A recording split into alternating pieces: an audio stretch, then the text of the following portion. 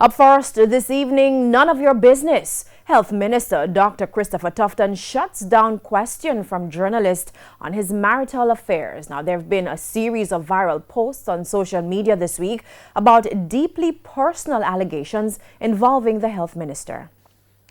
You were saying a while ago, Minister Tufton, that you really, appreciate the work that Market Me does and did. I think the question that Edmund wanted to ask was maybe not answered thoroughly. So I would just want to ask it more directly. Did you cheat on your wife with any of the prince? No, Minister. Hold on, no, let me answer. Minister. Let me respond. First of all, that's none of your business. And I would prefer you stick to questions around the operations of the ministry. And just as I leave you to your private life, I'd like you to allow me mine. Thank you very much. In the meantime, vile, filthy and scandalous, Health Minister Dr. Christopher Tufton is dismissing innuendos circulating on social media as mere attempts to tarnish his good name. Dr. Tufton says his attorneys are exploring all legal options to prosecute those behind the posts, who he described as cyber criminals. Giovanni Dennis has the details. The name Tufton has been trending all week on Twitter, but it's not only been about issues under his ministerial portfolio in health.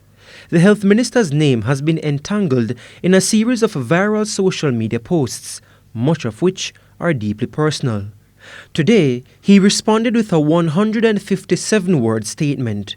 He described as vile, filthy and scandalous allegations and innuendos on social media aimed at besmirching and tainting what he described as his good name and reputation. He further charged these disgusting, vicious and false attributions made under the cover of social media have caused great pain and suffering and are clearly aimed at damaging my career as well as causing emotional distress. He revealed that the matter has been reported to the Counter-Terrorism and Organized Crime Division (CTOC) of the police.